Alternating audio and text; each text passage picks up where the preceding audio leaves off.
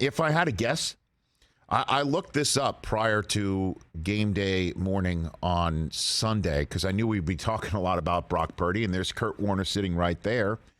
And I'm like thinking, if shows like this one and First Take and everybody else who talks sports on a daily basis on simulcasts like Dan or whoever else for a living, what other storylines were out there in 99 that might have taken over Kurt Warner's ascension? Now, Kurt was the 1 seed, and the Rams are the 1 seed. Do you know what the other 1 seed in 99 was? You wouldn't know. The 14-win Jacksonville Jaguars were the 1 seed in the AFC. They were the 1 seed in the AFC, man. Good team. Right. And you know what the 4 seed was Tennessee. Now, that was wild card stuff, if you recall. There were only 3 divisions back in 1999. Right.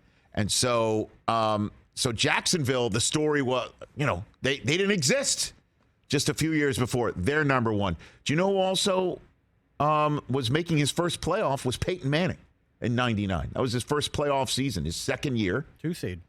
Right. And so Seattle was in the AFC then.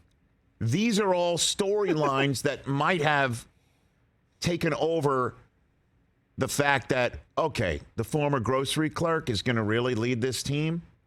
They were crying about Trent Green getting hurt, and here they are, the 1 seed. This guy's going to turn into a pumpkin soon enough. Wearing number 13, played his college in Iowa. Who the hell's ever heard of him?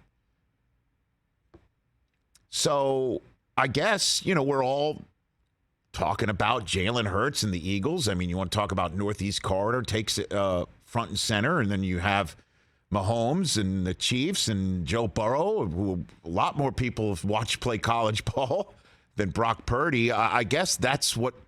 And then also in the same way that Kurt might have been like, okay, all he's got to do is just not screw it up because that's Marshall Faulk, that's Isaac Bruce, that's Dick Vermeil's team. But Kurt was lighting it up. I mean, Kurt was putting up numbers that were through the roof until Brady got going in his latter stages of his career.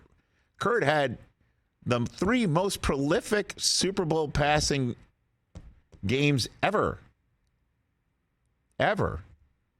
So I guess that's maybe why people are overlooking Purdy, just because we're lost amongst so many other items. And I guess they all feel that, or some feel that it's a system that he's operating in.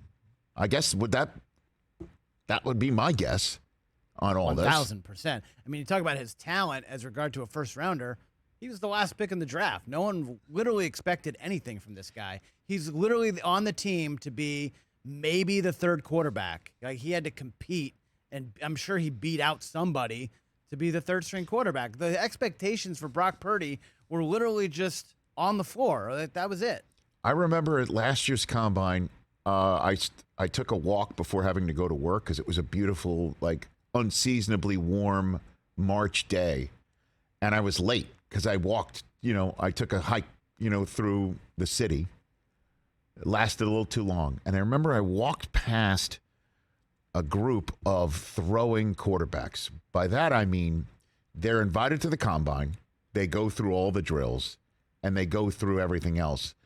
But they're asked to stick around for the running back group and for the wide receiver group, right? And they're for the tight ends and the running backs to throw to them.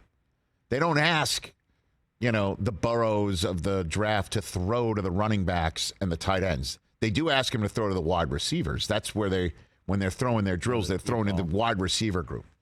But at any rate, so I just remember walking past them, and I keep thinking to myself, was Purdy one of them?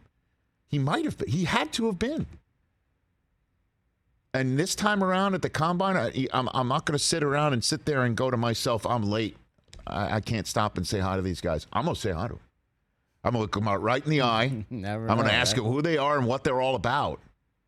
And get out of my own skull and what I've got to do. I'll be 5 minutes late. Because you never know who these guys are and what they're going to do. And I should get to know them. I mean, Well, Rich, lesson learned. that kind of holds true with life in general, right? You never know. Like, No, I'm just generally don't like people. Not a people That's person. not I mean, if there were true, dogs, Rich. I'd stop and say hello to them. well, you do love dogs. You do love You dogs. do love dogs. Are you getting a third dog? Yeah, we're gonna Are you? at some point. Same kind? Oh my God, the number of videos I get. This dog, that dog. I'm like, Suze, you can't rescue them all.